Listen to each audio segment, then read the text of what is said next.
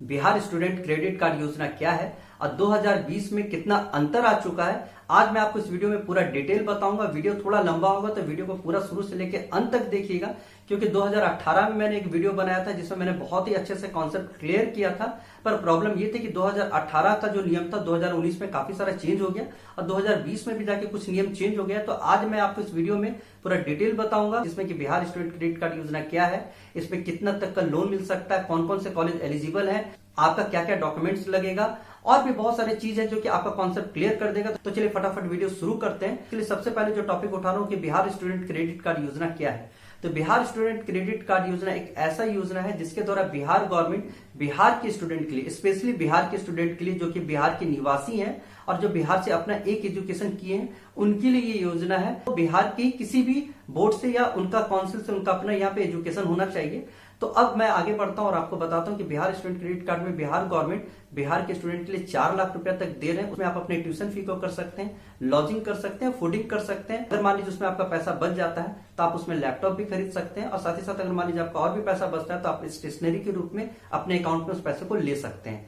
तो अब मैं आपको बता देता हूं कि टोटल जो यहाँ पे गवर्नमेंट 4 लाख रुपए दे रहा है, उसमें आपका रहना खाना पढ़ाई के अकॉर्डिंग दे रहा है। और बहुत सारे ऐसे कॉलेज हैं जिसमें कि 4 लाख के अंदर में बीटेक जो बहुत अच्छे अच्छे कॉलेज होते हैं उसका 4 लाख के अंदर रहना खाना पढ़ाई नहीं आ पाता है। तो मैं आपको लास्ट में ये भी बताऊंगा कि कौन कौन से कॉलेज है जिसमें कि आप 4 लाख के पैकेज में आप रहना खाना पढ़ाई आपका सब कुछ फ्री हो जाएगा। उसके लिए आपको ऊपर से एक्स्ट्रा 1 रुपया भी नहीं देने की जरूरत होगी।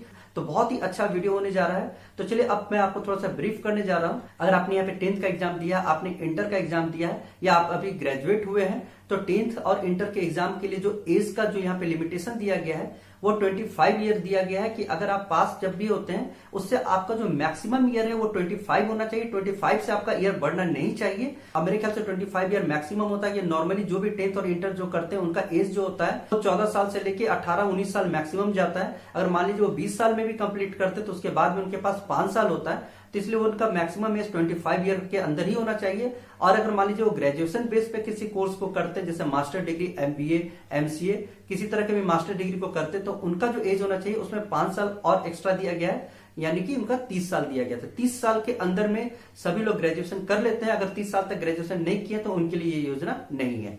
अब चलिए एक कॉन्सेप्ट मैंने यहाँ पे क्लियर कर दिया। सेकंड चीज है कि इसमें एलिजिबिलिटी क्या चाहिए। सबसे पहले तो आप बिहार के निवासी होने चाहिए और आपका एक एजुकेशन बिहार से होना चाहिए। ऐसा नहीं कि आप थ्रू आउट बाहर से पढ़ाई कर रहे हैं। लेकिन अभी इस बार कुछ नियम को चेंज किया जा रहा है, तो अभी उस नियम को पूरा डिस्क्लोज नहीं किया गया है। लेकिन अगर बिहार से अगर आपकी पढ़ाई हो रही है तब तो आपको कोई भी प्रॉब्लम नहीं है। अगर बिहार के बाहर पढ़ रहे हैं उसमें भी कुछ कुछ रिबेट दिया गया, तो उसका भी डिटेल मैं आपको बता दूंगा। सबसे पहले तो आप बिहार के होने चाहिए और आपका आधार कार्ड भी है वो बिहार का होना चाहिए और उसके बाद आपकी जो पढ़ाई है वो आपके बिहार से होनी चाहिए। तो इसमें मैं आपको थोड़ा सा ब्रीफ करके समझा देता हूँ। जैसे मान लीजिए आप 10th के बेस पे डिप्लोमा करना चाहते हो, तो मैं आपको यहाँ पे बता देता हूँ। यहाँ पे 10th पे से गवर्नमेंट जो है यहाँ पे डिप्लोमा की पढ़ाई के लिए पैसे दे रही है।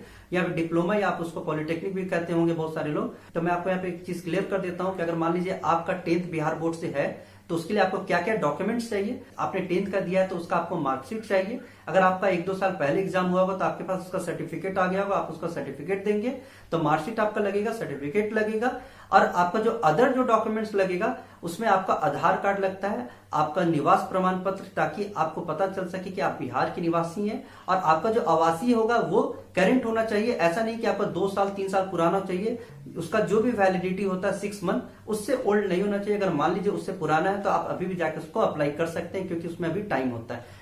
तो एक तो आपका डॉक्यूमेंट्स ये लगा और साथ ही साथ आपका जो अदर डॉक्यूमेंट्स होता है वो होता है को एप्लीकेंट। तो को एप्लीकेंट कौन होता है? तो को एप्लीकेंट आपके ब्लड रिलेशन होते हैं। ब्लड रिलेशन कहने का मतलब है कि आपके फादर हो सकते हैं, आपकी मदर हो सकती है। इनकेस अगर आपके फादर मदर नहीं है तो उस एवज में आपके ब्रदर सिस्टर या अगर आपके जो भी गार्जियन है आप उनको अपना को एप्लीकेंट बना सकते हैं। तो को एप्लीकेंट का फोटो लगेगा, आधार कार्ड लगेगा, बैंक पासबुक लगेगा। मैं आपको यहाँ पे फिर से डॉक्यूमेंट रिपीट कर देता हूँ। स्टूडेंट का क्या क्या लगेगा, स्टूडेंट का डॉक्यूमेंट्स लगेगा। अगर आप 10th के बेस पे कर रहे हैं तो आपका 10th का मार्कशीट सर्टिफिकेट। अगर आप इंटर के बेस पे कर रहे हैं, जैसे मान लीजिए BTech, BBA, BCA, BCom, bachelor degree किसी तरह का भी कर रहे हैं, उसके लिए आपको 10th का मार्कशीट सर्टिफिकेट, इंटर का मार्कशीट सर्टिफिकेट, साथ में आपको अपना आधार कार्ड चाहिए, आपका निवास प्रमाण पत्र चाहिए, 4 फोटो आपका लगेगा और एक चीज आप ध्यान दीजिएगा, आपके जो 10th में जो आपका जो नाम है और आपका जो डेट ऑफ बर्थ है वो आपके आधार कार्ड से मैच होना चाहिए। उसमें किसी तरह का कोई भी कंफ्यूजन नहीं होना चाहिए। कहने का मतलब कोई वर्ड आपका वहां पे मिस्टेक नहीं होना चाहिए। जैसे एग्जांपल में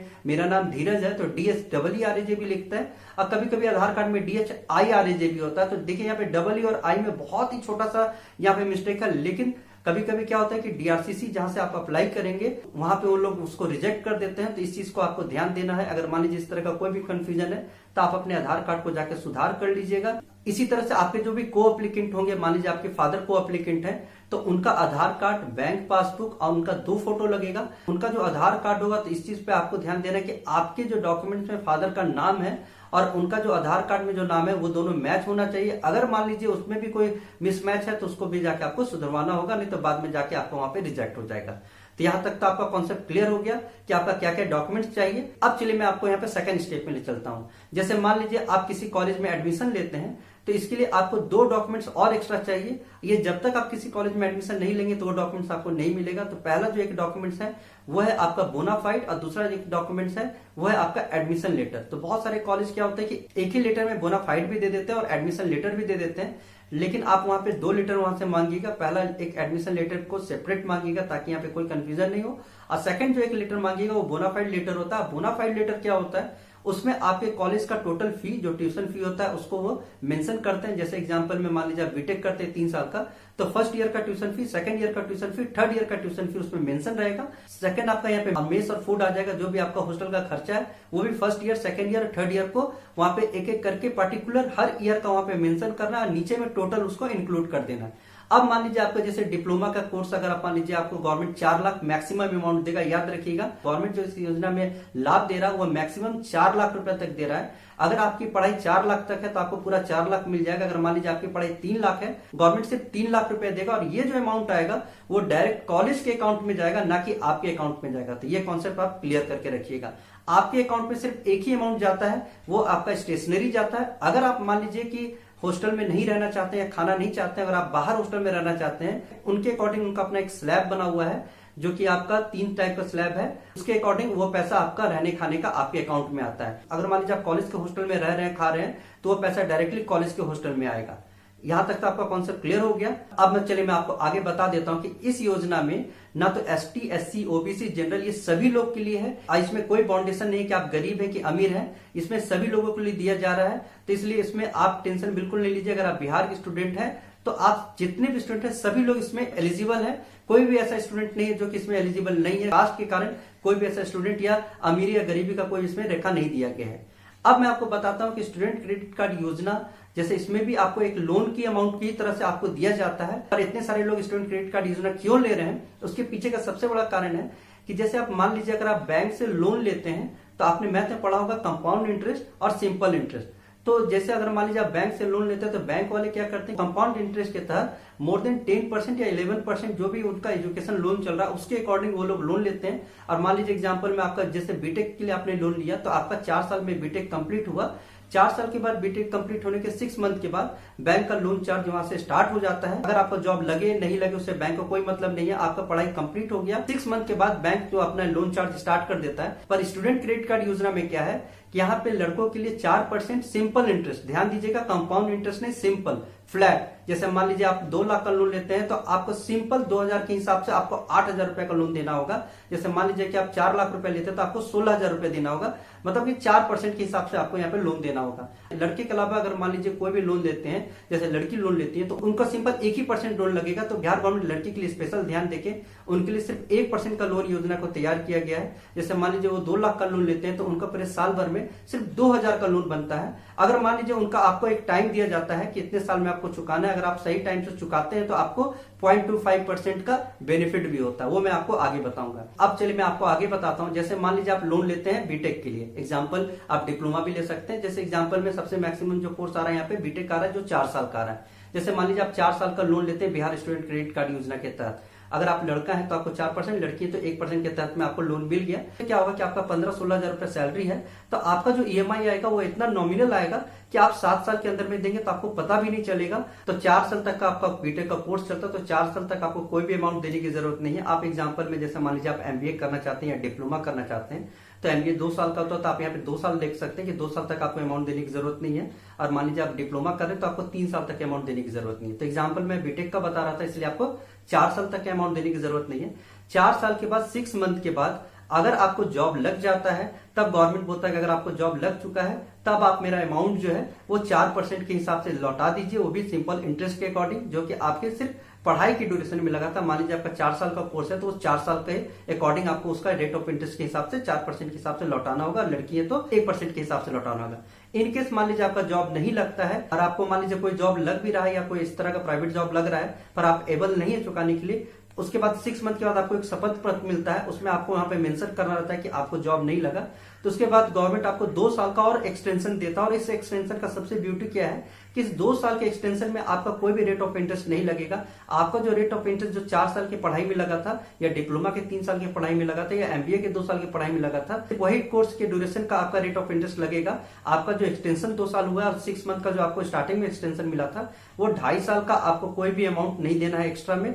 अब आपका टोटल हो गया, जैसे मान लीजिए बीटेक कर रहे हैं 4 साल फिर 6 महीने फिर 2 साल, यानी यहाँ पे आपका टोटल कोर्स करने के बाद आपका टोटल जो हो गया वो 6.5 साल हो गया।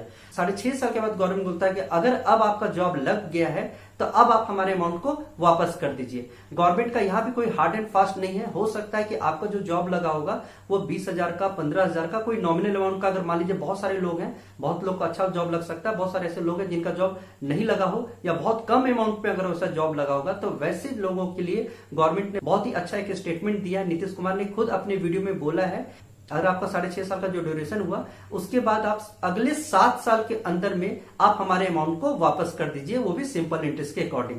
टोटल आपका 7 साल का इधर का ड्यूरेशन और कोर्स करने के साथ में जो आपको 2.5 साल का एक्सटेंशन दिया गया, तो ऑलमोस्ट आपको 14 साल का समय मिलता है। तो इतना बढ़िया ऑफर तो फिर कभी नहीं आने वाला है। और नीतीश कुमार ने अपने वीडियो में एक मैसेज दिया था जो मैं आपको यहाँ पे मेंशन कर देता हूँ। इनकेस मान लीजिए 6 साल के बाद भी अगर आपको जॉब नहीं लगता है तो ऐसी स्थिति में आपके लोन को माफ करने का प्रावधान है। आप पे किसी तरह का कोई भी दबाव नहीं दिया जाएगा। और एक चीज मैं आपको बता देता हूँ, लोन लेने के लिए आपको अपने नियरेस्ट डीआरसीसी ऑफिस जाना होगा। डीआरसीसी ऑफिस आप सिर्फ गूगल पे सर्च करेंगे, जो भी आपका नियरेस्ट डीआरसीसी होगा, जो कि आपके आधार कार्ड में जो आपका एड्रेस मेंशन होगा उसके अकॉर्डिंग आपको अपने डीआरसीसी ऑफिस जाना है। और उस डीआरसीसी ऑफिस में आप जो जाएंगे, जो मैंने आपको बताया था कि एप्लीकेंट जो स्टूडेंट एडमिशन ले रहा है, को एप्लीकेंट उनके फादर मदर या जो भी उनके ब्लड रिलेशन है वो जा सकते हैं। और उनका सिर्फ जो डॉक्यूमेंट्स लगता है वो वहां पे ओरिजिनल देखा जाता है, बाकी जो भी डॉक्यूमेंट्स वहां पे जमा होता है वो फोटो कॉपी जमा होता है। ये टोटल पूरा प्रोसेस हो गया। अब मैं आपको आगे का स्टेप बता देता हूं। मान लीजिए गवर्नमेंट जो आपको, जैसे मैंने आपको बताया था कि बीटेक का 6.5 साल तक आपको कोई पैसे देने की जरूरत नहीं है। उसके बाद जो आपको 7 साल का समय मिलता है कि आप अपने लोन को चुका दें। अगर मान लीजिए आपका जॉब लग गया और आप लोन चुकाना चाहते हैं तो उसमें अगर मान लीजिए आप 7 साल के अंदर में लोन चुका देते हैं तो उसमें भी आपको 0.25 का रिबेट मिल जाता है। जैसे मान लीजिए किसी लड़की को 1% का यहाँ पे रेट ऑफ इंटरेस्ट लग रहा है तो अब उनका 75 पैसा के हिसाब से लगेगा, यानी कि 0.25 पैसा उनका डिस्काउंट के रूप में मान लीजिए जो भी उनका ड्यूरेशन है उसके अंदर में देते हैं। एक तरह से गवर्नमेंट की तरफ से वो रिवार्ड की तरफ से उनको लौटा दिया जाएगा। इसमें मैं आपको आगे बता देता हूं, इसमें जो कॉलेज का जो चॉइस है इसमें थोड़ा पहले जो इजी था अब थोड़ा प्रॉब्लम हो चुका है, क्योंकि पहले 2018-19 में ये था कि आप किसी भी कॉलेज में एडमिशन ले सकते हैं। आपको जिस कॉलेज में पढ़ना है आप उसके अकॉर्डिंग यहाँ पे लोन के लिए अप्लाई कर सकते हैं। पर गवर्नमेंट ने 2019 में लास्ट में जाके कुछ नियम को चेंज किया था। अब मैं आपको 2020 का नियम बता देता हूं। अगर आप बाहर के किसी भी कॉलेज में पढ़ना चाहते हैं तो उस कॉलेज का 3 क्राइटेरिया होना चाहिए। पहले तो वो नैक से ए होना चाहिए, अगर वो नैक से ए नहीं है तो एनबीए होना चाहिए, या तो उनका एनआईआरएफ में रैंक होना चाहिए। यानी कि यहाँ पे 3 क्राइटेरिया है, नैक ए, एनबीए और एनआईआरएफ। अगर इस 3 कैटेगरी में आपका कॉलेज नहीं आता है तो आपको कोई भी लोन नहीं दिया जाएगा। पहले ऐसा नियम नहीं था 2018 में, ये 2019 के लास्ट में ये नियम आया है। और दूसरा चीज मैं आपको बता देता हूँ, अगर आप बिहार के कॉलेज में पढ़ना चाहते हैं तो ऑलमोस्ट बिहार के सभी college Bihar student credit card योजना से इनरोल्ड है, तो आप बिहार के किसी भी कॉलेज में पढ़ सकते हैं। उसके लिए कोई भी ऐसा नियम नहीं है कि वो कॉलेज एनबीए, एनआईआरएफ या नैक ए होना चाहिए। ये सिर्फ बिहार के बाहर के कॉलेज के लिए ऐसा नियम किया गया है। अब मैं आपको बता देता हूं, अगर मान लीजिए आपको बिहार के बाहर के किसी भी कॉलेज में एडमिशन लेना है या बिहार में किसी भी कॉलेज में एडमिशन लेना है तो मैं आपको बता देता हूं कि अभ्यास फाउंडेशन जिससे हमारा टाई अप है, वो संस्था क्या है कि बिहार के बाहर जितने भी कॉलेज हैं या बिहार के अंदर में जितने भी कॉलेज हैं उनसे उन्होंने टाई अप किया है। क्योंकि बहुत सारे ऐसे कॉलेज हैं जिसमें बीटेक, बीबीए, बीसीए, बीकॉम या बहुत सारे ऐसे कोर्स हैं जो कि 4 लाख में उनका रहना खाना पढ़ाई नहीं हो पाता है। पर ये संस्था के द्वारा क्या किया गया है कि जितने भी कोर्स हैं, बीटेक का कोर्स जो 4 साल का होता है उस 4 साल में आपका सिर्फ 4 लाख ही लगेगा, जिसमें आपका रहना खाना पढ़ाई सब कुछ हो जाएगा। पर आप अगर डायरेक्टली जाएंगे तो उनका बीटेक का पढ़ाई 5 लाख 5.5 लाख होता है। पर इस संस्था से आपको ये फायदा होगा कि आपको कॉलेज भी अच्छा मिलेगा और साथ ही साथ आपकी जो भी पढ़ाई और एजुकेशन होगी वो 4 लाख के अंदर में होगी। और एक चीज मैं आपको यहाँ पे और बता देता हूँ, जैसे मान लीजिए डायरेक्टली आप किसी कॉलेज में एडमिशन लेते हैं तो आपको 2 डॉक्यूमेंट चाहिए, एक बोनाफाइड चाहिए, एक एडमिशन लेटर चाहिए, जैसे मैंने आपको स्टार्टिंग में बताया था। ये दोनों लेटर लेने के लिए आपको किसी भी कॉलेज में एडमिशन लेने के लिए आपका जो पहला उनका सेमेस्टर फी होता है या तो आपको उनको देना होता है या इनिशियल अमाउंट उनका जो भी हो सकता है 20,000 या 25,000, एटलीस्ट इतना अमाउंट आपको कॉलेज में जमा करना होता है। पर अभ्यास फाउंडेशन में सबसे बड़ा बेनिफिट क्या है कि आपका जो भी पढ़ाई एजुकेशन उसको तो वो लोग ने उसको 4 लाख रुपए तक में उस कोर्स को डिजाइन करवाया है कि आपका रहना खाना पढ़ाई 4 लाख में होना चाहिए। और दूसरा सबसे बड़ा चीज है कि कोई भी स्टूडेंट स्टार्टिंग में कोई पैसा नहीं देगा। बहुत सारे ऐसे स्टूडेंट हैं जो इकोनॉमिकल वीक हैं, तो वैसे स्टूडेंट का कोई भी पैसा नहीं लगेगा। नॉमिनल चार्ज 500 या 1000 रुपीज जो भी उनका कॉलेज का ऑनलाइन रजिस्ट्रेशन चार्ज होता है, जो कि स्टूडेंट डायरेक्ट वहां पे ऑनलाइन फिल कर सकते हैं। इसके अलावा उनका कोई भी एक्सपेंडिचर नहीं लगेगा, उनका कॉलेज में रहना खाना पढ़ाई सब कुछ फ्री हो जाएगा। साथ ही साथ अभ्यास फाउंडेशन गाइड भी करते हैं कि कौन सा कॉलेज आपके लिए बेटर होगा, क्योंकि कॉलेज में सिर्फ एडमिशन करना बड़ी बात नहीं होती है, कॉलेज का आपका प्लेसमेंट कैसा है। अगर आप कॉलेज में एडमिशन लेते हैं तो आपको वहां से जॉब का रेशियो क्या होता है, ईच एंड एवरीथिंग बहुत सारे पॉइंट पे वो लोग वहां पे फोकस करते हैं। अगर आप उनसे किसी तरह का भी गाइडलाइन लेना चाहते हैं या एडमिशन लेना चाहते हैं तो नीचे उनका नंबर आपको मिल जाएगा वीडियो डिस्क्रिप्शन के नीचे, और आपको कमेंट में भी मिल जाएगा उनका नंबर, तो आप वहां से जाके उनसे कांटेक्ट कर सकते हैं। तो आई होप कि आपको हमारा वीडियो पूरा समझ में आ चुका होगा, पूरा कॉन्सेप्ट मैंने यहाँ पे क्लियर कर दिया। अगर आपको अभी भी कोई कंफ्यूजन है तो नीचे कमेंट बॉक्स में जाके आप हमें कमेंट कर सकते हैं। और स्टूडेंट क्रेडिट कार्ड योजना या एजुकेशन से रिलेटेड किसी तरह के वीडियो अगर आप चाहते हैं देखने के लिए, तो अभी तक आपने हमारे चैनल को सब्सक्राइब नहीं किया है तो आप देख सकते हैं ठीक हमारे वीडियो के नीचे एक रेड कलर का सब्सक्राइब बटन है, तो आप वहां पर जाकर हमें सब्सक्राइब कर सकते हैं। उसके बगल में बेल आइकन है, तो बेल आइकन को क्लिक करना ना भूलें ताकि हमारे वीडियो का नोटिफिकेशन सबसे पहले आप तक पहुंच सके। तो चलिए फिर मिलते हैं कुछ नए वीडियो के साथ।